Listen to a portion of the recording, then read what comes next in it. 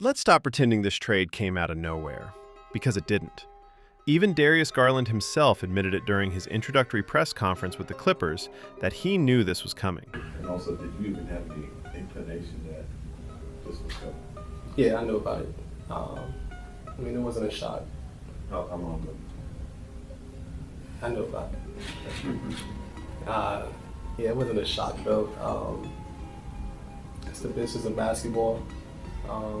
Like I said earlier, Cleveland was great to me and my family. The writing had been on the wall for a while. Ever since Garland's production began to dip and Donovan Mitchell emerged as the undisputed leader of the Cavaliers. People forget, back in 2022, before Cleveland traded for Mitchell, this was Darius Garland's team.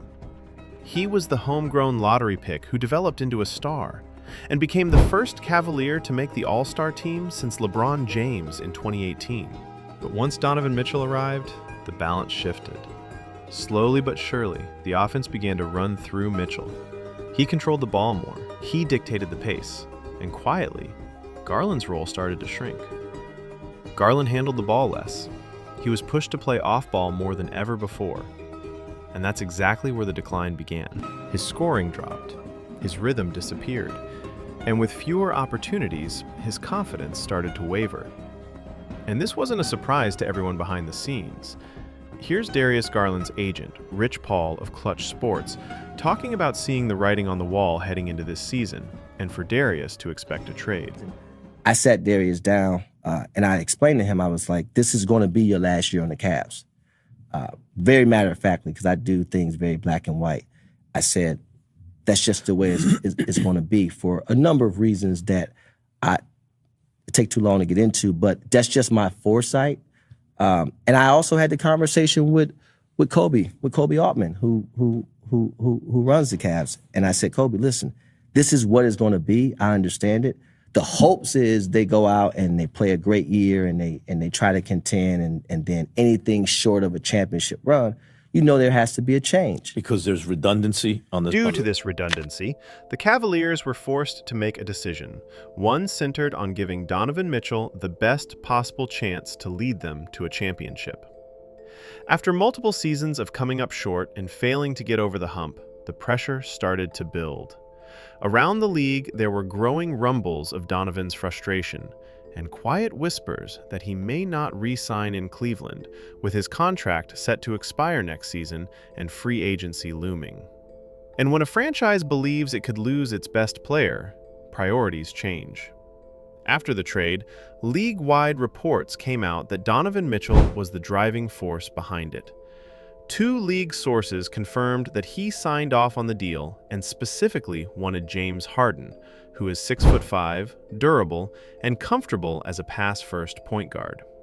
Mitchell reinforced this idea in an interview following the trade, saying the Cavaliers now have a higher ceiling and a better chance at championship contention, and that now it's all about execution.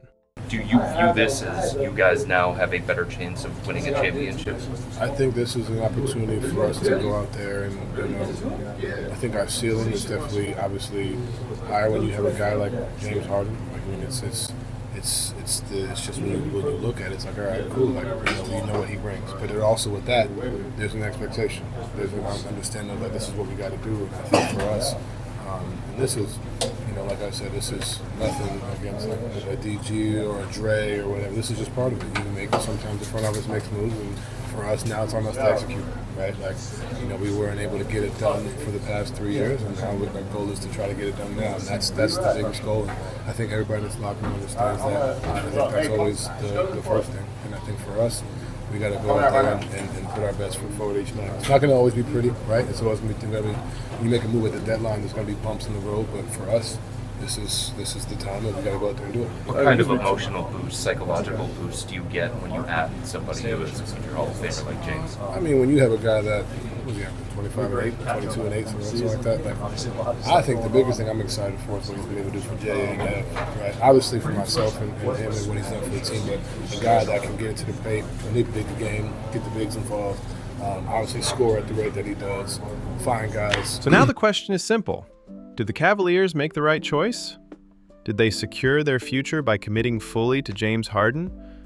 Or did they give up on a homegrown all-star too soon? Let me know what you think in the comments. If you enjoyed this breakdown, make sure you like, subscribe, and turn on notifications, because we're covering the stories behind the headlines. I'll see you in the next one.